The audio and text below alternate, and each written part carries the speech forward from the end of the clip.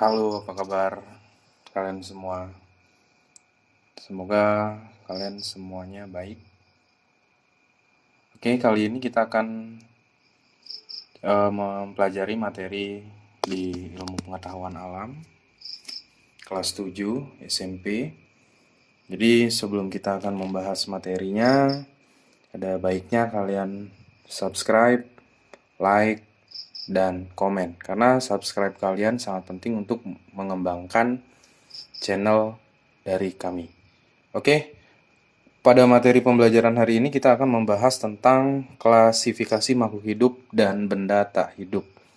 Adapun KD-nya, kompetensi dasar, yaitu 3.2, mengklasifikasikan makhluk hidup dan benda berdasarkan karakteristik yang diamati.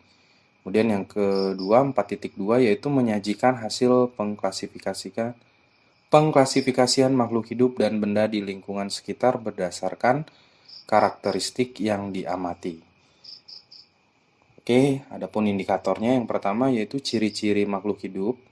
Kemudian yang kedua, ciri-ciri benda tak hidup. Kemudian ada klasifikasi makhluk hidup. Kemudian ada klasifikasi Corolus Linnaeus. Kemudian selanjutnya ada kunci determinasi. Kemudian ada klasifikasi sistem 5 kingdom. Kemudian ada pengenalan mikroskop. Dan yang terakhir adalah cara menggunakan mikroskop. Oke, pada klasifikasi makhluk hidup ini dan benda tak hidup. Jadi yang pertama kita akan mempelajari tentang ciri-ciri makhluk hidup terlebih dahulu. Adapun ciri-cirinya yaitu ada bergerak, kemudian ada bernafas, kemudian ada makanan, kemudian ada tumbuh. Biasanya tumbuh ini didampingi oleh berkembang, kemudian ada peka terhadap rangsang, kemudian berkembang biak, mengeluarkan zat sisa, dan yang terakhir adalah beradaptasi. Baik, di bergerak. Jadi ciri yang pertama, kalian bisa lihat di sini ada hewan rusa, kemudian ada manusia anak kecil berlari, yang dimana kalau kita lihat dua makhluk hidup ini, yang satu berlari hewan, kemudian satunya lagi manusia anak kecil sedang berlari. Nah, dari kegiatan yang ada di video ini, kita lihat dua makhluk hidup ini sedang bergerak. Nah, adapun pengertian bergerak adalah perubahan kedudukan dari posisi semula. Nah, gerak pada manusia dan hewan pada umumnya mudah diamati karena berpindah tempat. Berpindah tempatnya pada manusia dan hewan itu dikarenakan mempunyai alat gerak. Kalau pada tumbuhan juga dikatakan dapat bergerak, tetapi bergeraknya tumbuhan hanya sebagian dari tubuhnya saja. Gerak pada tumbuhan tersebut antara lain. Yang pertama itu setiap ujung tanaman selalu tumbuh ke arah cahaya. Kemudian setiap ujung akar selalu tumbuh ke dalam tanah. Kemudian yang ketiga, bunga waktu muda kuncup dan setelah dewasa dia akan mekar. Nah, itu pertumbuhan pada tumbuhan. Yang kedua, kita lihat bernafas, ciri yang kedua. Nah, kalian bisa lihat gambar di sini, ada gambar manusia beserta organ dalamnya, yaitu paru-paru. Nah, kita lihat di sini adalah proses dari manusia itu sendiri bernafas. Kemudian di sini ada gambar ikan yang sedang berenang. Dia mengeluarkan gelembung-gelembung air. Nah, ini adalah proses juga dari ikan tersebut sedang bernafas. Nah, adapun pengertian bernafas sendiri adalah proses pengambilan oksigen dari lingkungan dan mengeluarkan zat sisa berupa karbon dioksida dan uap air. Nah, pada oksigen yang diambil digunakan untuk membakar atau mengoksidasi makanan. Hasilnya berupa energi atau tenaga yang digunakan makhluk hidup untuk melakukan berbagai aktivitas hidup, misalnya bergerak. Nah, untuk makhluk hidup ini dilengkapi dengan alat-alat pernapasan seperti yang saya katakan tadi. Hewan yang hidup di darat umumnya dia bernafas dengan menggunakan paru-paru. Nah, misalnya pada kucing, ayam, kadal, ular, dan katak, dan lain-lain. Nah, sedangkan seperti gambar yang sebelah kanan kalian, itu ada ikan, dia bernafas menggunakan insang. Dan ikan yang hidup di perairan dengan kandungan oksigen sedikit itu mempunyai alat bantu. Nah, alat bantu pernapasan yang disebut dengan labirin. Nah, pada tumbuhan sendiri, tumbuhan mengambil oksigen dan mengeluarkan karbon dioksida sebagian besar melalui lubang-lubang kecil pada permukaan daun yang disebut mulut daun atau stomata. Nah, jadi itu yang digunakan untuk bernapas. Nah, stomata ini berada pada daun tanaman itu sendiri. Kemudian selanjutnya itu ada makanan. Nah, pada makanan ini kalian bisa lihat ada wanita sedang memakan makanan yang ada di depan matanya. Kemudian ada tumbuhan juga. Ini adalah tumbuhan yang sedang berfotosintesis. Nah, makanan sendiri itu untuk menghasilkan energi. Jadi semua makhluk hidup tuh pasti membutuhkan atau memerlukan dari makanan itu sendiri. Selain merupakan sumber energi, makanan juga berfungsi untuk pertumbuhan dan mengganti sel-sel bagian tubuh yang rusak. Nah, tumbuhan tidak seperti pada hewan dan manusia. Karena tumbuhan dapat membuat makanan sendiri dengan bantuan sinar matahari. Nah, kenapa saya katakan seperti itu? Kalau tumbuhan sendiri itu dapat membuat makanannya sendiri, berbeda dengan manusia dan hewan. Kalau manusia dan hewan itu dia mencari sumber-sumber makanan untuk diolah menjadi makanan, kalau terutama pada manusia. Tapi kalau pada tumbuhan, dia akan menciptakan makanannya sendiri dengan cara fotosintesis. Nah, ini adalah gambar proses dari fotosintesis yang dimana tumbuhan tersebut menangkap sinar matahari, yang dimana di situ ada air, kemudian karbon dioksida, dia menangkap cahaya matahari, kemudian dia menghasilkan glukosa dan oksigen, ditambah dengan oksigen. Nah, itu untuk makanan atau nutrisi. Kemudian ada tumbuh dan berkembang. Kalian bisa lihat sebelah kiri ada tumbuhan dalam pot, yaitu dia dari kecil kemudian menjadi besar. Di sebelah kanan juga seorang wanita yang dari bayi hingga menjadi tua. Nah, ini tumbuh adalah proses bertambahnya ukuran yang meliputi tinggi, nah, berat dan besar atau volume. Pertumbuhan merupakan proses yang bersifat irreversible, tidak dapat kembali ke semula. Nah, bayangkan tumbuhan ini tidak akan bisa dia menjadi tunas kembali ataupun tumbuhan kecil, tanaman kecil kembali. Begitu juga manusia atau hewan, dia kalau sudah dewasa tidak akan menjadi kecil lagi. Kemudian yang selanjutnya itu ada peka terhadap rangsang. Nah, di sini kalian bisa lihat itu ada gambar manusia yang sedang terpapar sinar matahari. Kemudian ada tumbuhan putri malu, kemudian ada kaki seribu. Kemudian ada tanaman bunga. Nah, kita lihat di gambar yang sebelah kiri. Peka terhadap rangsang, ketika manusia terkena atau terpapar sinar matahari, dia akan merasakan panas. Nah, di situ dikatakan ciri makhluk hidup adalah peka terhadap rangsangan. Kemudian pada tumbuhan itu ada putri malu, ketika diberi sentuhan, dia akan mengucupkan daunnya. Begitu juga dengan hewan kaki seribu, begitu kita sentuh, dia akan menggulungkan badannya. Nah, itu yang disebut dengan peka terhadap rangsangan.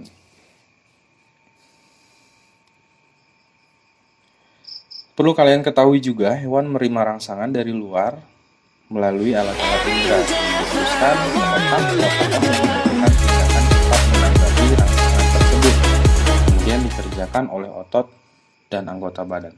Nah, itu ketika kita memberikan sentuhan kepada hewan maupun manusia. Oke, yang selanjutnya berkembang biak atau reproduksi. Di sini pada video kita lihat di sebelah kiri ada metamorfosis dari katak.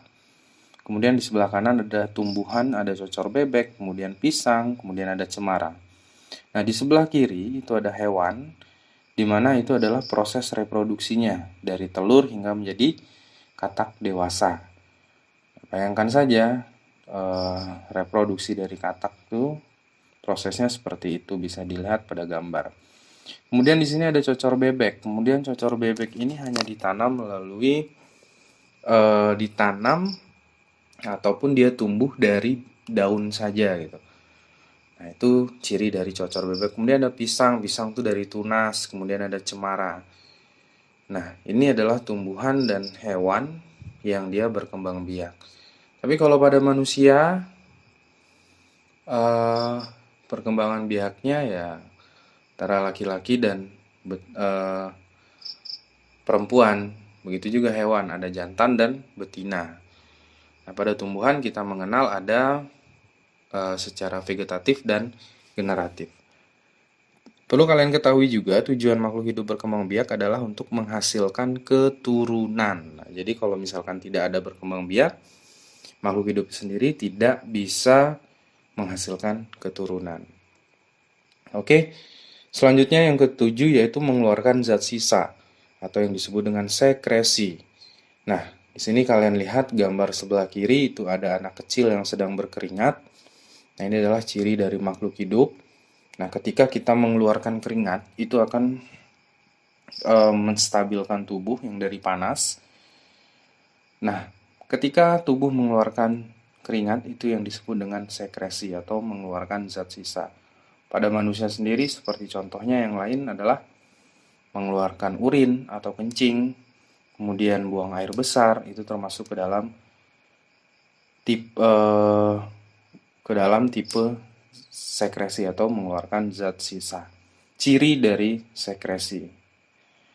Nah, ini pada sebelah kanan, kalian lihat itu ada tanaman yang dibungkus dengan plastik, kemudian plastik itu akan pada bagian dalam mengeluarkan uap air. Nah, itu termasuk juga bisa ke dalam sistem pernapasan, bahwa tanaman itu hidup. Kemudian dia akan ya bisa dikatakan mengeluarkan zat sisa ya berupa oksigen. Bisa juga dia mengeluarkan zat sisa dengan yang lain. Nah, kemudian proses pengeluaran zat sisa ini disebut dengan ekskresi. Jadi ekskresi bukan ekskresi ya, perlu kalian ketahui adalah ekskresi. Pengeluaran zat sisa. Dan yang terakhir itu ada beradaptasi.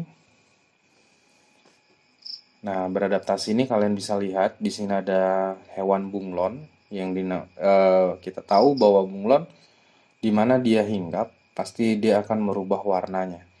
Nah, ini untuk melindungi dirinya dari pemangsa. Nah, jadi bunglon ini dia termasuk mampu beradaptasi mengikuti tempat dia tinggal. Di ranting contohnya dia akan merubah warnanya seperti ranting. Di daun juga dia akan merubah warnanya menjadi warna daun. Nah, itu beradaptasi. Ada contoh lain lagi. Nah, jadi beradaptasi ini agar dapat bertahan hidup pada setiap perubahan keadaan, maka makhluk hidup memiliki kemampuan untuk menyesuaikan diri dengan lingkungannya. Nah, tujuan dari adaptasi ini agar tetap bertahan hidup di lingkungannya. Macam-macam adaptasi makhluk hidup adalah adaptasi morfologi, kemudian ada fisiologi, dan adaptasi tingkah laku. Nah, jadi, contoh pada manusia, ketika kita berada di suatu wilayah ataupun di daerah yang kita belum pernah ke sana, bagaimana kita cara untuk beradaptasi dengan lingkungan yang ada di daerah itu sendiri. Kalau kita tidak mampu untuk beradaptasi, itu bisa merugikan dari manusia itu sendiri. Makanya itu dari ke-8 ciri-ciri makhluk hidup. Kemudian ciri-ciri benda tak hidup. Nah, kalian bisa lihat di sini ada pasir sebelah kiri, kemudian ada yang tengah itu meja, kemudian ada tas. Nah, ciri-ciri benda tak hidup. Nah, benda mati atau benda tak hidup itu merupakan yang tak hidup dan tidak bergerak. Nah, benda mati ini dibedakan menjadi 3, yaitu dalam wujud padat, cair, dan gas. Nah, ciri-cirinya itu yang pertama itu tidak dapat bergerak. Benda tak hidup tidak dapat bergerak kecuali ada pengaruh dari luar. Contohnya batu bergerak karena ditendang. Nah, itu. Yang kedua, tidak mengadakan metabolisme. Benda tak hidup tidak memerlukan nutrisi, tidak bernafas, dan tidak mengeluarkan zat sisa. Nah, yang ketiga, tidak berkembang biak. Nah, benda tak hidup tidak dapat memperbanyak diri karena dia tidak hidup. Kemudian yang keempat, tidak ada tanggapan terhadap perangsang. Nah, jadi benda tak hidup ini tidak mempunyai tanggapan terhadap perangsang yang diterimanya. Jadi benda tak hidup akan diam saja meskipun mendapat rangsangan yang bertubi-tubi dari luar. Kalian analogikan sendiri seperti batu. Batu itu ketika kita pukul pakai palu, martil, tangan, dan lain sebagainya, batu itu tidak akan menjerit kesakitan gitu. Kecuali dengan makhluk hidup, kalau kalian pukul dengan palu, itu pasti akan merasakan rangsangan berupa sakit. Baik, untuk selanjutnya, tugas, ini ada 5 buat kalian semua. Silakan dikerjakan. Kalian buatlah rangkuman materi pada video ini, kemudian sebutkan contoh makhluk hidup pada ciri makhluk hidup. Sebutkan contoh-contoh makhluk hidup pada ciri-ciri makhluk hidup. Itu maksud soalnya. Kemudian apa syarat suatu makhluk hidup dikatakan makhluk hidup? Kemudian kalian jelaskan. Yang keempat, pada sore hari daun lamtoro tampak mengatup atau mengkuncup. Hal ini menunjukkan bahwa tumbuhan memiliki ciri apa? Kemudian yang kelima, pada suatu udara panas, tubuh kita akan mengeluarkan keringat. Peristiwa ini merupakan salah satu ciri makhluk hidup, yaitu. Oke, itu untuk video kali ini. Mohon maaf apabila terdapat kesalahan. Jangan lupa untuk like, komen, dan subscribe. Oke, terima kasih.